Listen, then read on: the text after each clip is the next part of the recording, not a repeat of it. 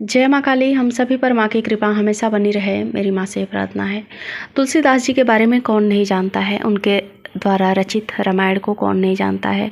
तुलसीदास जी ने बहुत ही बड़ी बड़ी रचनाएं की, जिनका रचना एक है हनुमान चालीसा, जिसे हम रोज़ पढ़ते हैं। उन्होंने बहुत बड़ी बड़ी ग्रंथें लिखी।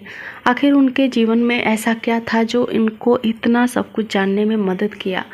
तो अगर हम उनकी जीवनी पढ़ते हैं, उनको अच्छे से समझते हैं, तो ये पाते हैं कि तुलसीदास जी एक तांत्रिक थे और उन्होंने प्रेत को सिद्ध किया। प्रेत सिद्ध करने के बाद जब प्रेत उनके सामने प्रकट हुआ और बोला कि तुमको क्या चाहिए, तो तुलसीदास जी ने कहा कि मुझे हनुमान जी के दर्शन करने हैं। फिर जो प्रेत था वो हंसने लगा और कहा कि मैं तो प्रेत योनि में हूँ, मैं हनुमान जी के पास जा नहीं सकता, ना ही उनके दर्शन की अनुमति है, पर मैं तुम्हें रास्ता बता सकता हूँ और ये बता सकता हूँ कि हनुमान जी का दर्शन किस तरीके से तुम प्राप्त कर सकते हो। तो वो प्रेत के द्वारा बताए गए मार्ग पर चले, यानी कि तुलसीदास जी, और उन्हें हनुमान जी के दर्शन हुए। फिर हनुमान जी ने उन्हें सारे रामचरितमानस के बारे में बताया, यानी कि राम जी के जीवन के बारे में बताया। फिर उन्होंने रामचरितमानस की रचना की। तो इस तरीके से आप समझ गए होंगे कि मेरे कहने का मतलब वीडियो ये बनाने का मेन मकसद क्या है। जैसे कि आपने थंबनेल देखा कि आप भूत प्रेत को पूज कर भी आप बहुत कुछ पा सकते हो, लेकिन उसका क्या साइड इफ़ेक्ट होंगे आपके जीवन में या फिर जीवन के बाद। वैसे तो आजकल बहुत ही ज़्यादा एक ट्रेंड हुआ है यूट्यूब पे, इल्यूमिनाटी करके कोई शब्द है, कोई संस्था है जिसके बारे में बताया जाता है कि डेविल है, जिसको हम अपनी सोल को बेचकर सोल सेल करके हम उससे जो चाहे वो पा सकते हैं। और बहुत सारे लोग हैं, बहुत सारी बड़े बड़े सेलिब्रिटी हैं जो इन सब में शामिल हैं। तो इनको करने के बाद इनको मिलेगा क्या, मैं अपने भाषा में और अपने अध्यात्म के जो भी ज्ञान है उस हिसाब से मैं आपको बताने की कोशिश करूँगी।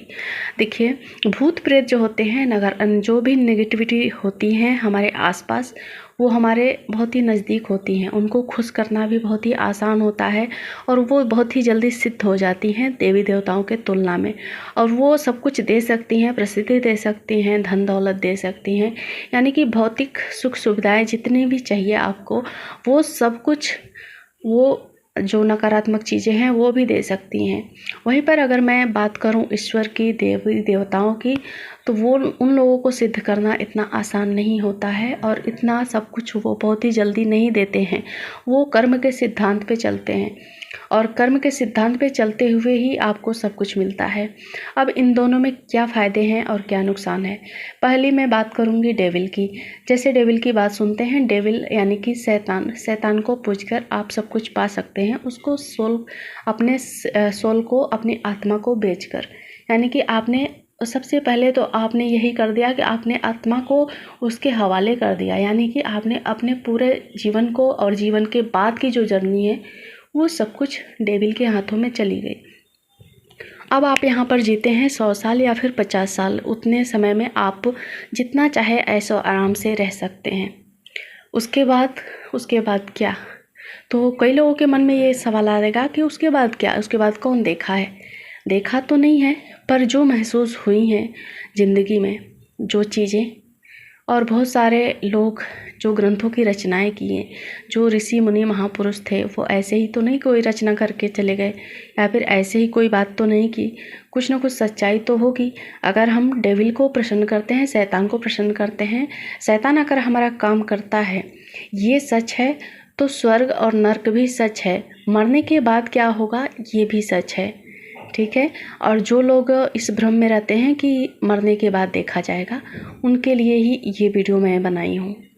तो मरने के बाद चलिए स्वर्ग नर्क की बातें हम कर लेते हैं कि भगवान को पूजने पर आपको क्या मिलेगा और डेविल को पूजने के बाद आपको क्या मिलेगा।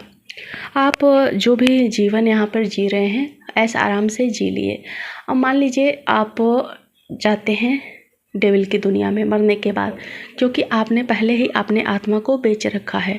वहाँ पर जाते हैं, बहुत ही बड़ा सा एक महल है, खंडहर जैसा, वीरान, सुनसान, चारों तरफ सिर्फ गलत चीज़ें हैं, यानी कि ब्लड है, मवाज है, खून है, बदबू है, लेकिन ढेर सारे धन दौलत भी है।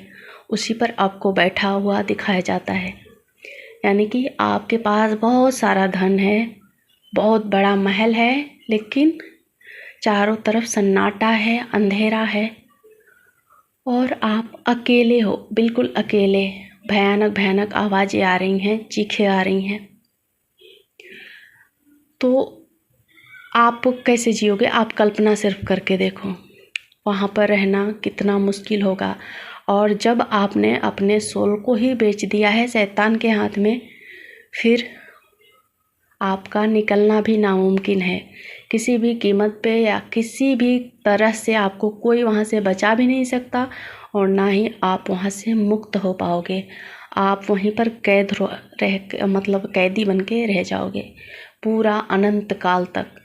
ऐसे ही बड़े से खंडहर में महल है, जो जिसे हम महल कह सकते हैं, जिसको हम पृथ्वी पर शोहरत कहते हैं, दौलत कहते हैं, वो सब कुछ होगा आपको।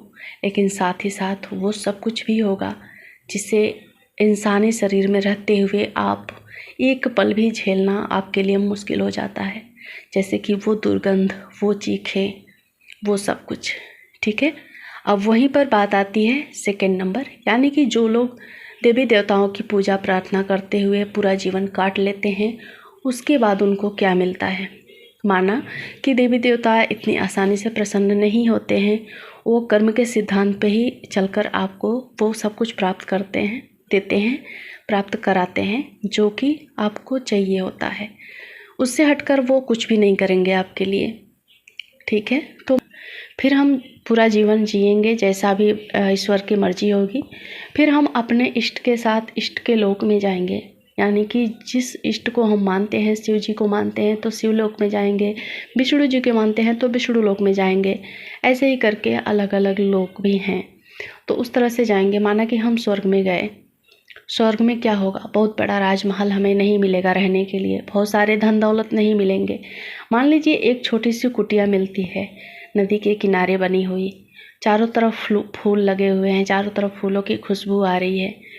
हमारे आसपास एंजल होती हैं, परियां होती हैं हमारे हेल्प करने के लिए, हमारे हर एक सुख सुविधाओं का ध्यान रखा जाता है।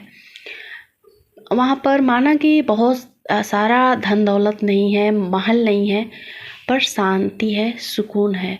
हम परमात्मा के साथ बातें कर सकते हैं, वहाँ पर आ जा सकते हैं, अपने लोग पर आ सकते हैं, जा सकते हैं, अपने लोगों की मदद करने आ सकते हैं।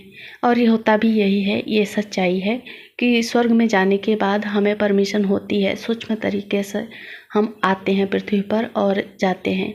जैसे कि आपने बहुत बड़े बड़े ऋषि मुनियों को देखा होगा जो आज भी इस जगत में हैं हमारी मदद करने के लिए। वो स्वर्गलोक में गए हैं, वहाँ से वो आते हैं, हमारी मदद करते हैं। जैसे कि गुरु लोग होते हैं, बहुत बड़े बड़े गुरु लोग, जैसे नीम करोली बाबा हो गए, कई कई जगहों पर साईं बाबा का भी जिक्र आता है। ऐसे बहुत बड़े महापुरुष हैं जो स्वर्गलोक में गए होंगे, फिर वहाँ से वो सूक्ष्म तरीके से आ जा सकते हैं। लेकिन यहाँ पर आपको फ़र्क समझ में आया होगा, यहाँ पे बहुत शांति है, सुकून है, फूलों की खुशबू है, सुगंध है। माना कि ढेर सारे पैसे रुपए वगैरह नहीं है, पर शांति है जो हमें मोक्ष जिसे कह सकते हैं।